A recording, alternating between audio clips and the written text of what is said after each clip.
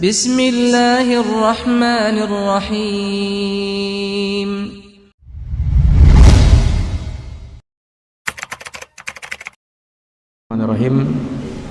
Assalamualaikum warahmatullahi wabarakatuh.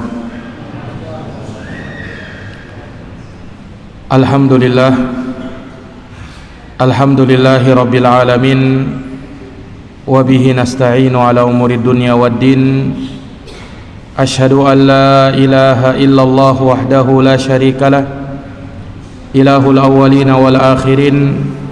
Wa ashhadu anna Muhammadan abduhu wa rasuluhu as-sadiqul amin, sallallahu alaihi wa ala alihi wa sahbihi wa man tabi'ahum bi ihsanin ila yaumiddin wa sallama tasliman katsira, amma ba'd. Subhanaka la ilma lana illa ma 'allamtana innaka antal alimul hakim. Allahumma 'allimna ma yanfa'una wanfa'na bima 'allamtana wa zidna ilman ya karim. Rabbi shrah li sadri wa yassir li amri wahlul 'uqdatan min lisani yafqahu qawli. Thumma amma ba'd. Ma'asyaral muslimin wal muslimat, hadirin wal hadirat, jamaah salat maghrib yang sama dirahmati dan dimuliakan oleh Allah. Alhamdulillah wa syukrulillah wa la hawla wa la quwata illa billah. Segala pujian kita peruntukkan kepada Allah Subhanahu wa taala Rabbul alamin. Demikian pula kita bersyukur kepadanya atas segala limpahan nikmat dan karunia yang tak terhingga. Sehingganya kita sebagai hamba Allah Subhanahu wa taala sudah berkewajiban untuk mensyukuri segala nikmat yang Allah berikan kepada kita. Salawat dan salam semoga terkirimkan kepada makhluk terbaik, Rasul termulia, Nabi pilihan Allah Subhanahu wa taala yang diutus kepada seluruh umat manusia, Muhammad bin Abdullah sallallahu alaihi wasallam. Berikut keluarga, para sahabat, dan mereka yang senantiasa berada dan terus menerus berada di jalannya sampai hari kiamat. Ma'asyaral muslimin, bapak, ibu, dan saudara-saudari jamaah Masjid Baitul Ma'mur yang dirahmati dan dimuliakan oleh Allah. Alhamdulillah, pada malam hari yang berbahagia ini, dengan taufik darinya kita dapat berkumpul di masjid yang mulia ini guna menambah iman dan takwa kita kepada Allah, guna bertafakuh di dalam agamanya. Semoga kita senantiasa mendapatkan ilmu yang bermanfaat, yang berbuah amalan dan ketakwaan kepadanya, amin ya rabbal alamin. Para jamaah yang dirahmati oleh Allah, melanjutkan pembahasan dari kitab Riyadhus Shalihin min kalami sayyidil mursalin lil imam Abi Zakaria Yahya bin Sharaf An-Nawawi rahimahullahu ta'ala. Kita masih dalam bab taubah, bab tentang masalah taubat. Di hadis berikutnya Imam An-Nawawi rahimahullahu ta'ala kembali membawakan satu hadis yang berkaitan dengan masalah taubat terhadap mereka-mereka yang tamak terhadap dunia. Bagaimana bunyi hadisnya? Wa an Ibni Abbasin radhiyallahu anhuma anna Rasulullah sallallahu alaihi wasallam qala. Dari Ibnu Abbas, semoga Allah meridhai keduanya, bahwa Rasulullah sallallahu alaihi wasallam bersabda, laula law anna li bani adam wadiyan min dahabin ahabba ay yakuna lahu wadiyan wa la yamla'u fahu illa turab wa yatubu Allahu ala man taba. Muttafaqun alaih. Jadi kata Rasulullah sallallahu alaihi wasallam, seandainya anak cucu Adam mempunyai harta sebanyak 1 lembah berisi emas, seandainya anak cucu Adam mempunyai harta sebanyak atau sebesar lembah dan semuanya berisi emas, niscaya dia akan mencari dan menginginkan 2 lembah yang lain. Wala yamla'u fahu illa turab, dan tidak ada yang bisa memenuhi mulutnya kecuali tanah. Wa yatubullahu ala man tab, dan Allah menerima taubat bagi siapa saja yang bertaubat kepadanya. Muttafaqun alaih. Hadits ini diriwayatkan oleh Imam Muslim. Jamaah yang dirahmati dan dimuliakan oleh Allah, hadits ini diterima dari sahabat mulia Ibnu Abbas yang dikenal dengan nama Abdullahi Ibnu Abbas.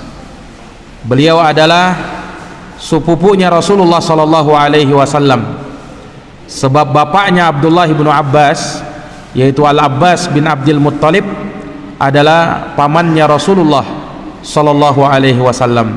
Maka Ibnu Abbas adalah sepupunya Rasulullah, sehingga dengan ini beliau sangat dekat dengan Rasulullah. Oleh karena itu beliau selalu bersama Rasulullah. Tidak ada satupun majelis yang digelar oleh Rasulullah melainkan Ibnu Abbas ada di sana. Dan Ibnu Abbas ini dikenal sebagai sahabat yang sangat perhatian terhadap ilmu dan sangat cinta kepada ilmu. Oleh karenanya Rasulullah sallallahu alaihi wasallam mendoakan kebaikan untuk Ibnu Abbas. Allahumma faqihhu fid din wa 'allimhu ta'wil. Ya Allah, faqihkanlah Ibnu Abbas tentang urusan agama dan ajarkanlah kepada dia ilmu tafsir.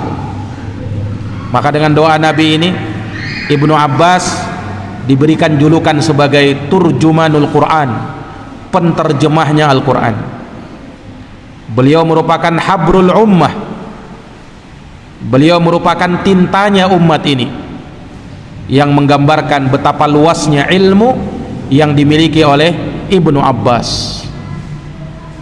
Dan itu diakui, sekalipun beliau adalah tergolong sahabat junior yang masih kecil tatkala itu, tetapi karena kesungguhannya di dalam belajar agama, Ibnu Abbas diperhitungkan di dalam masalah ilmu.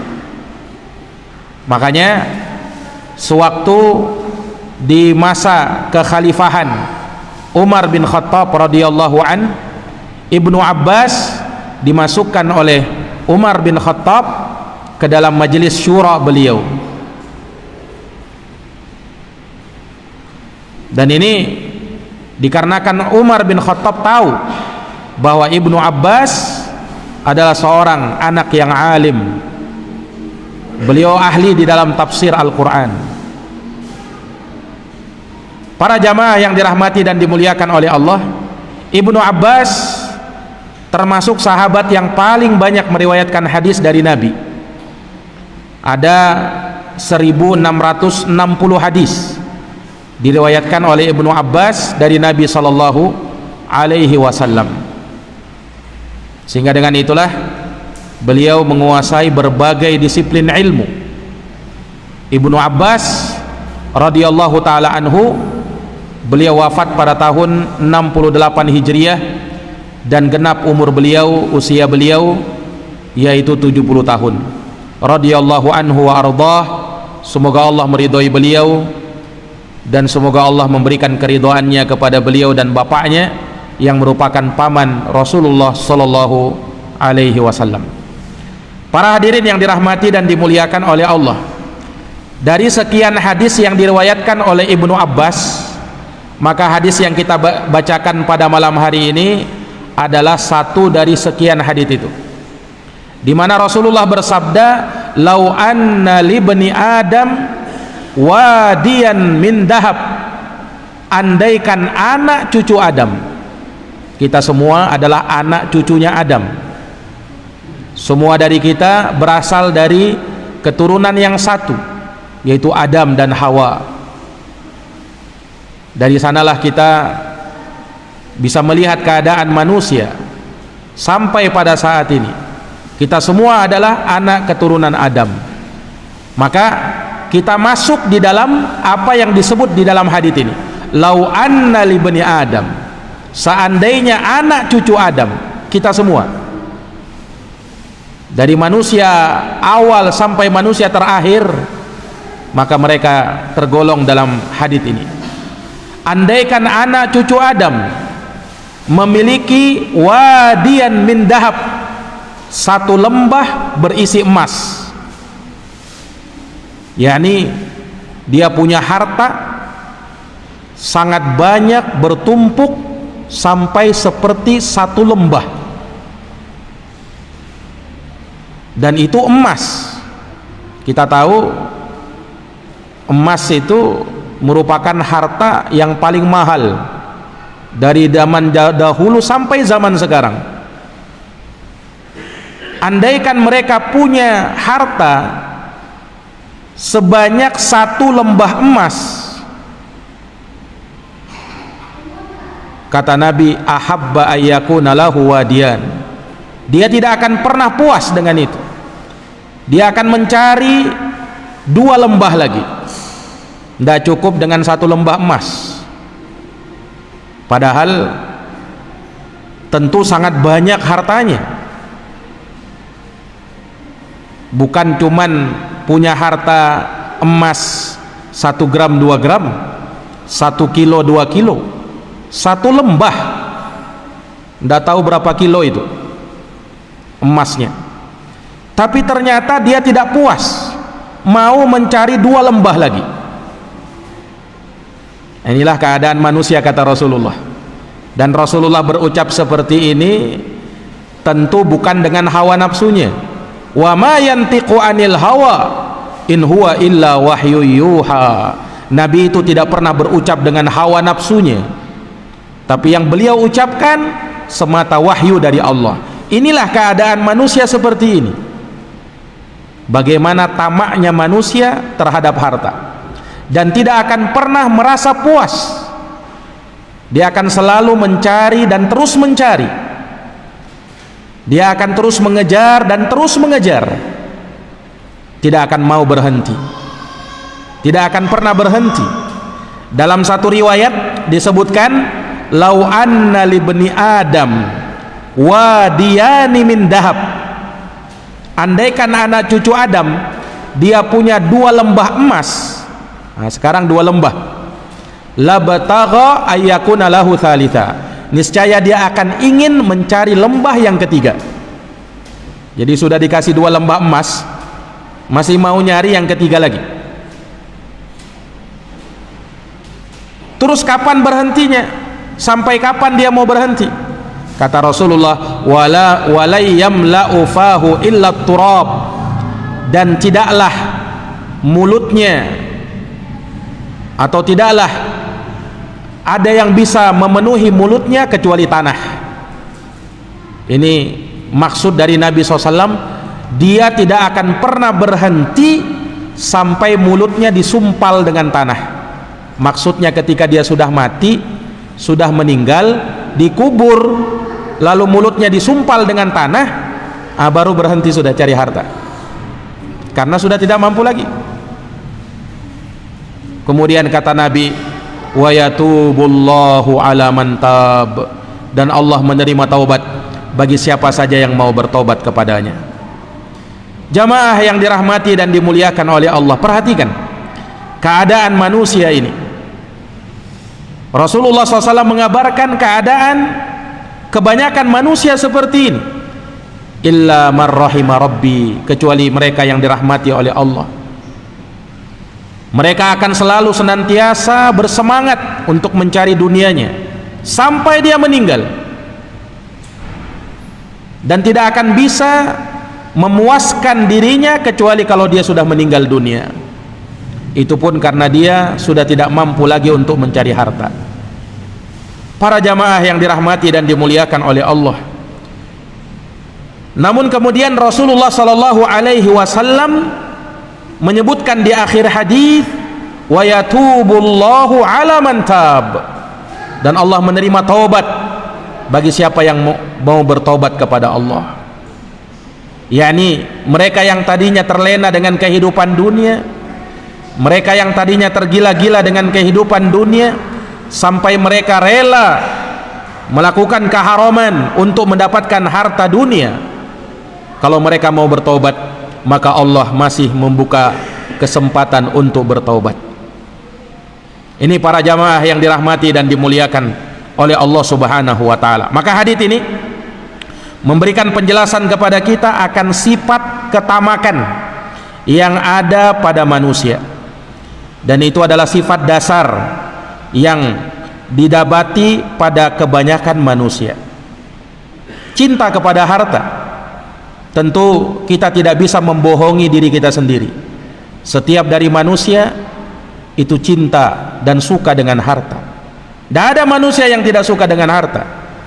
Semua manusia tanpa terkecuali suka dengan yang namanya harta. Itu menjadi tabiat manusia. Kalau ada yang bilang, Ustadz saya tidak suka dengan harta itu, bohong. Bohong dia.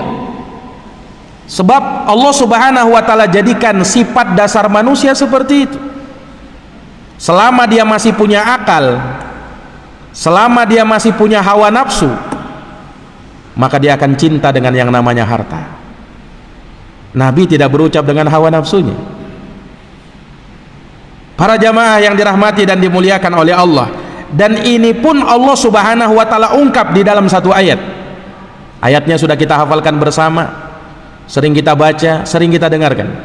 Allah berfirman, wa innahu lihubbil khairi lasyadid, dan sesungguhnya manusia itu sangat besar cintanya kepada harta. Lihat, sesungguhnya manusia itu, kata Allah, sangat besar cintanya kepada harta. Ini manusia. Allah ungkap di dalam ayat ini, wa innahu lihubbil khairi lasyadid, sesungguhnya manusia itu sangat besar. Lasyadid, lasyadid itu bukan cuman suka, tapi sangat amat suka dengan yang namanya harta. Semua manusia kalau ditawari dengan rumah yang mewah,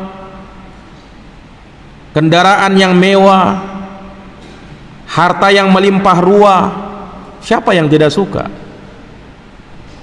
Karena itu menjadi sifat dasar dan sifat asli manusia, suka kepada yang namanya harta.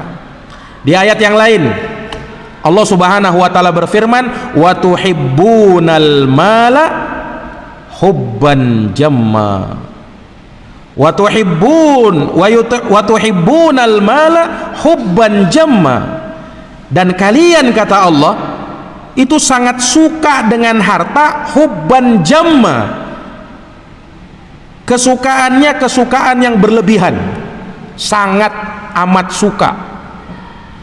Dua ayat sudah Allah Subhanahu wa taala ungkap sifat asli manusia, bahwasanya mereka memang suka dengan harta. Para jamaah yang dirahmati dan dimuliakan oleh Allah Subhanahu wa taala, sehingga ketika dia sudah mendapatkan jalan untuk bisa mendapatkan harta itu, maka dia akan terus mengejarnya, dan dia tidak akan berhenti dari mengejarnya. Dia akan ingin selalu minta tambahan, dan terus minta tambahan. Makanya kita bisa lihat di dalam hadis yang mulia ini, bagaimana Rasul sallallahu alaihi wasallam menyebutkan keadaan seperti itu. Subhanallah. Maka para jamaah yang dirahmati dan dimuliakan oleh Allah, kalau kita melihat di dalam Al-Quran, di surat At-Takatsur, Allah Subhanahu wa taala berfirman, alhaakumut takatsur. Takatsur itu telah membuat kalian lalai. Takatsur itu berasal dari kata katsir. Katsir itu artinya banyak, berbanyak-banyak. Takatsur artinya kalau diterjemahkan bermegah-megah, berbangga-bangga dengan banyaknya harta. Itu telah membuat kalian lalai, kata Allah. Makanya dari sana surat ini dinamakan surat At-Takatsur. Takatsur artinya berbangga-bangga, bermegah-megah dengan banyaknya harta. Nah, orang kalau sudah banyak hartanya, maka dia akan bangga dengan itu. Akan muncul dari dirinya sifat sombong. Nah, inilah bahayanya. Bukan artinya orang itu dilarang untuk nyari harta, boleh, tetapi hati-hati, karena harta itu bisa membuat orang lalai, bisa membuat orang lupa daratan. Kata sebagian orang begitu, bisa membuat lupa daratan gara-gara harta ini. Makanya hati-hati. Dan itu berlaku bagi siapa saja, laki-laki, perempuan. Kalau sudah gila dengan harta, naudzubillahi min dzalik, maka dia akan melakukan apapun yang dia lakukan. Ketika dia sudah punya harta, dia bebas mau melakukan apa saja. Dia anggap bahwasanya dunia ini adalah miliknya, dan dia berusaha untuk terus mengejar dan menggapainya. Para jamaah yang dirahmati dan dimuliakan oleh Allah Subhanahu wa taala, alhaakumut takatsur, bermegah-megah telah membuat kalian lalai. Ini sebenarnya kaitannya bukan hanya dengan harta saja, baik itu harta, kedudukan, pangkat dan jabatan, keturunan, bahkan bisa juga orang itu berbangga dengan ilmu dan amalannya. Orang merasa takjub dengan apa yang dia miliki, takjub terhadap dirinya, takjub terhadap keilmuannya, takjub terhadap amalannya, takjub terhadap hartanya, takjub terhadap kedudukan, pangkat dan jabatannya. Sehingga dari sana para hadirin yang dirahmati dan dimuliakan oleh Allah, ia pun lalai. Makanya sangat banyak ayat-ayat yang menyebutkan dan mengingatkan kepada kita tentang bahaya dari lalai terhadap dunia. Allah berfirman, ya ayyuhalladzina amanu, wahai orang-orang yang beriman, la tulhikum amwalukum wala auladukum an dzikrillah, jangan sampai, kata Allah, hartamu, anak-anakmu membuat kamu lalai dari mengingat Allah. Jangan sampai. Wa may yaf'al dzalik, karena siapa yang melakukan hal tersebut, faulaika humul khasirun, maka mereka itulah orang-orang yang pasti merugi. Jadi kalau sudah lalai dengan harta, lalai dengan anak keturunan, pasti rugi dia, pasti akan merugi. Dunia itu cuman permainan, dunia itu cuman sementara. Dunia jangan sampai membuat kita lupa dengan negeri akhirat. Makanya Allah berfirman, i'lamu annamal hayatud dunya la'ibu walahu wazina, ketahuilah bahwa kehidupan dunia itu cuman main-main, senda gurau, cuman perhiasan belaka. Watafakhurum bainakum, berbangga-bangga di antara kalian, watakatsurun fil amwali wal aulad, kemudian bermegah-megah dengan harta dan anak-anak. Kamatsali ghaitsin, perumpamaannya seperti air hujan. Ajabal kuffara nabatu, yang mana tumbuh-tumbuhan yang kena air hujan tersebut membuat kagum para petani. Tsumma yahiju, kemudian dia menjadi kering. Fatarahu musfarra, kamu lihat dia mulai menguning. Tsumma yakunu hutama, kemudian hancur sementara saja. Nah, kayak begitulah urusan dunia itu. Wa fil akhirati adabun syadid, sementara di akhirat ada azab yang sangat keras. Wa maghfiratun minallahi wa ridwan, di samping itu di sana juga ada ampunan dari Allah dan keridhaannya. Kemudian Allah tutup dengan mengatakan, wa mal hayatud dunya illa mataul ghurur, tidaklah kehidupan dunia ini melainkan hanya kesenangan yang menipu, kesenangan yang memperdayakan. Ini para jamaah yang dirahmati dan dimuliakan oleh Allah Subhanahu wa taala. Lihat, orang kalau sudah tergila-gila dengan harta, maka dia akan lupa segalanya.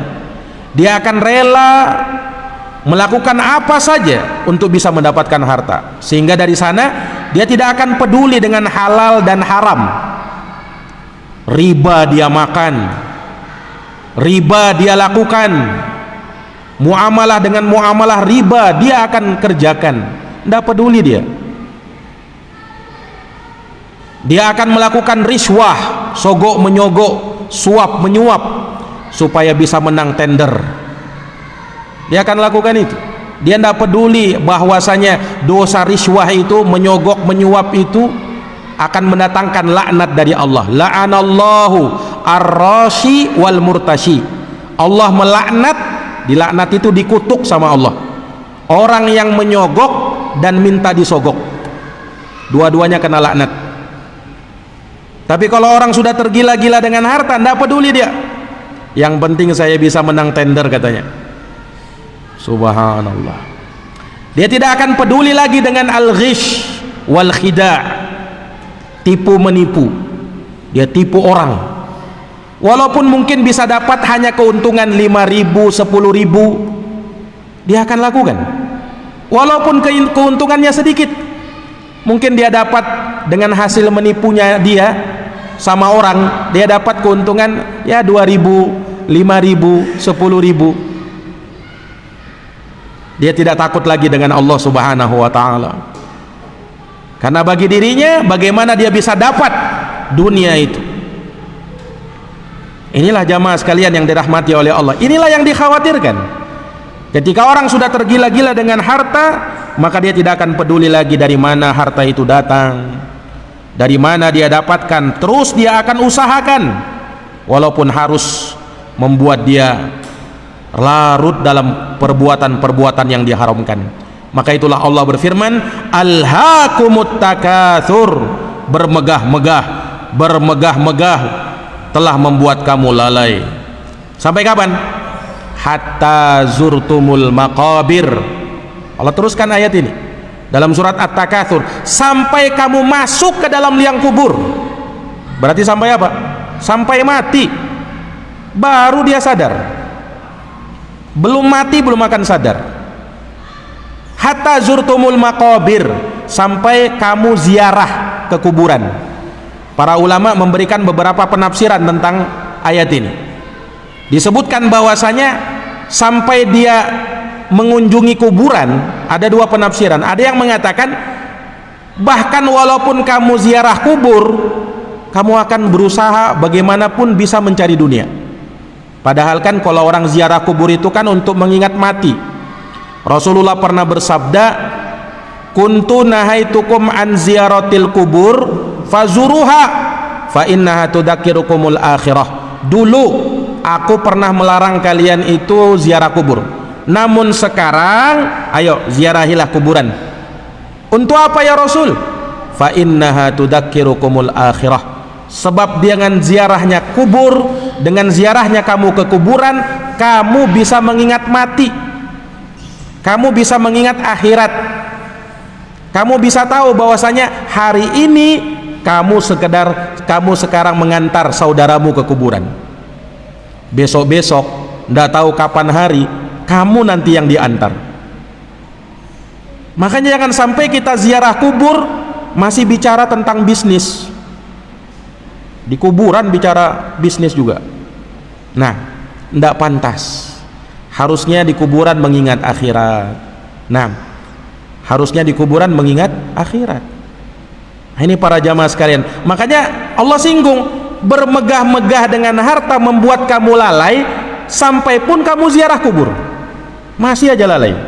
Nah, kalau sampai ziarah kubur pun masih lalai, ya sampai kapan dia mau sadar? Nah, ini jamaah sekalian. Sebagian ulama mengatakan hatta zurtumul maqabir, maksudnya sampai kamu berkunjung ke kuburan, maksudnya sampai kamu meninggal, sampai kamu yang dikubur. Nah, ini bersesuaian dengan hadits ini tadi kan, sampai mulutnya disumpal dengan tanah. Nah, di mana Allah Subhanahu wa taala membahasakan kuburan itu dengan hatta zurtumul maqabir, dari kata ziarah, karena memang kan yang namanya kuburan itu cuman tempat persinggahan. Yang namanya orang berziarah, berkunjung, tidak akan mungkin selama-lamanya di situ. Sama ketika kita mati, kita berada di kuburan cuman sementara. Nanti di hari kiamat kita akan dibangkitkan dari kubur-kubur kita. Afala ya'lamu idza bu'thira ma fil kubur, kata Allah. Tidakkah dia tahu apabila kuburan itu dibongkar oleh Allah, kemudian kita bangkit dari kubur-kubur kita, akan ada kebangkitan. Kita mati baru tempat persinggahan itu. Rasul bersabda, al-qabru awwalu manzilin min manazilil akhirah. Kuburan itu adalah persinggahan pertama dari persinggahan menuju negeri akhirat. Masih ada kehidupan setelahnya, itulah kehidupan akhirat. Maka jamaah yang dirahmati dan dimuliakan oleh Allah Subhanahu wa taala, demikian keadaan manusia. Manusia itu akan selalu melihat ke atas dalam urusan dunia. Dia tidak akan pernah merasa cukup, dia akan tidak pernah merasa puas, dia tidak akan pernah merasa qanaah. Perhatikan hadits ini. Nabi tidak menyebutkan seandainya orang miskin. Nabi tidak menyebutkan begitu. Bahkan Nabi sebutkan seandainya orang punya harta sebanyak selembah emas, 1 lembah emas. Ini orang yang punya emas sampai 1 lembah, itu kira-kira orang miskin atau orang kaya itu? Punya emas sebanyak 1 lembah, kira-kira orang miskin atau orang kaya itu, Pak? Orang kaya kan? Tidak dikatakan orang miskin, orang kaya. Tapi bersamaan dengan kekayaan yang dia punya, dia tidak cukup. Dia mau cari lagi yang berikutnya, yang semisal lagi dengan itu. Subhanallah. Ini para jamaah yang dirahmati dan dimuliakan oleh Allah Subhanahu wa taala. Makanya harta itu semakin kita mengejarnya, semakin kita meminumnya, ibarat orang minum air asin, minum air laut, tidak akan puas kan? Bahkan semakin diminum semakin haus dia. Begitulah dunia itu. Semakin dikejar, maka semakin berambisi kita untuk mengejarnya dan terus mengejarnya. Nah, para jamaah yang dirahmati dan dimuliakan oleh Allah, seseorang sekali lagi ketika dia mencari harta, ketika dia mengumpulkan harta untuk keperluannya, untuk kehidupannya, itu bukan hal yang tercela. Sekali lagi, bukan hal yang tercela. Yang tercela di mana? Ketika dia rakus. Disebutkan dalam sebuah hadis, sahabat yang mulia yang bernama Hakim bin Hizam radhiyallahu an, pernah ketika Nabi membagi harta ghanimah, harta rampasan perang, Hakim bin Hizam minta kepada Nabi harta itu, dikasih sama Nabi. Hakim minta lagi, ya Rasul, aku minta lagi, dikasih lagi sama Nabi. Kemudian Hakim minta lagi, dikasih lagi sama Nabi. Tapi setelah itu Nabi bersabda kepada Hakim bin Hizam, kata Rasulullah, ya Hakim, inna hadal mala khadiratun khalwah. Sesungguhnya harta itu hijau dan manis. Maksudnya hijau apa?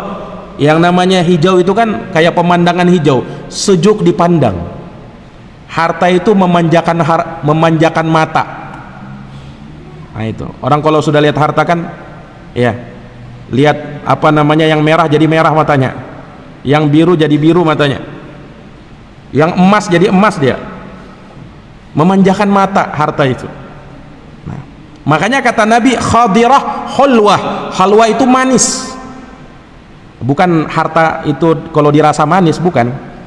Tapi ini ibarat. Jadi harta itu kata Nabi SAW kepada Hakim, dia khadiratin halwah. Faman akhadahu. Lihat di sini. Nabi tidak mencela secara mutlak orang yang ngambil harta itu, enggak. Tapi kalau sudah kamu rakus, ini yang tercela. Kata Nabi, faman akhadahu bisakhawati nafsin burika lahu fihi. Barang siapa yang dia mengambil harta itu, ya, dia mengambil harta itu dengan jiwa, ya, yang dia tidak rakus di dalamnya, biasa saja, maka dia akan diberkahi oleh Allah Subhanahu wa taala, dirinya dan hartanya. Wa man akhadahu bi israfi nafsin lam yubarak lahu fi. Tapi siapa yang mengambil harta itu dengan tamak dan rakus, maka dia tidak akan diberkahi oleh Allah Subhanahu wa taala. Wa kana kalladhi ya'kul wa la yashba'. Dan keadaannya itu seperti orang yang makan dan tak pernah kenyang-kenyang. Al yadul ulya khairun minal yadis sufla. Tangan yang di atas lebih baik daripada tangan yang ada di bawah. Maksudnya yang memberi lebih utama daripada yang diberi.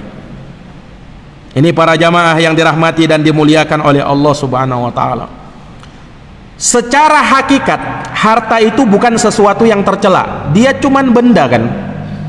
Yang tercela itu kadang pelakunya, ketika dia tidak bisa memanfaatkan harta itu sebagaimana mestinya. Makanya kalau kita lihat di dalam Quran, Allah menyebut harta itu dengan khair. Ayat yang tadi kita baca, wa innahu lihubbil khairi lasyadid. Dan sesungguhnya dia manusia itu sangat dalam cintanya kepada khair. Khair di sini ditafsirkan oleh para ulama harta. Padahal khair itu secara bahasa artinya kebaikan. Allah namakan harta itu dengan kebaikan. Kok bisa harta itu dinamakan kebaikan? Kata para ulama, iya, karena dengan harta orang memanfaatkan harta di jalan kebaikan, maka akan berbuah kebaikan. Dia manfaatkan untuk bangun masjid, dia manfaatkan untuk menyumbang fakir miskin, dia manfaatkan di jalan Allah Subhanahu wa taala. Nah, luar biasa pahalanya. Iya, inilah yang dikatakan harta dibawa mati. Kalau kau sumbangkan, kalau kau belanjakan di jalan Allah Subhanahu wa taala, hartamu bisa kau bawa mati. Karena apa yang kita sedekahkan itu, itulah yang hakikatnya akan menjadi milik kita. Itulah yang hakikatnya akan menjadi milik kita. Nah, maka Allah menamakan harta itu dengan khair. Dalam ayat yang lain Allah berfirman, kutiba alaikum idza hadara ahadakumul maut in taraka khairanil wasiyah. Telah diwajibkan atas kalian, telah ditetapkan atas kalian apabila salah seorang dari kalian dihadiri oleh kematiannya, kalau dia meninggalkan harta maka hendaknya dia berwasiat. Allah namakan harta itu dengan khairan, yaitu harta yang banyak. Sekali lagi, harta bisa menjadi khair, kebaikan, kalau dia manfaatkan di jalan Allah. Tapi ingat, khair itu kebaikan, lawannya apa? Lawannya syar. Syar itu keburukan. Sehingga apa? Jangan sampai kau salah menggunakan hartamu, yang tadinya harta itu khair, kebaikan, bisa berubah menjadi syar, keburukan.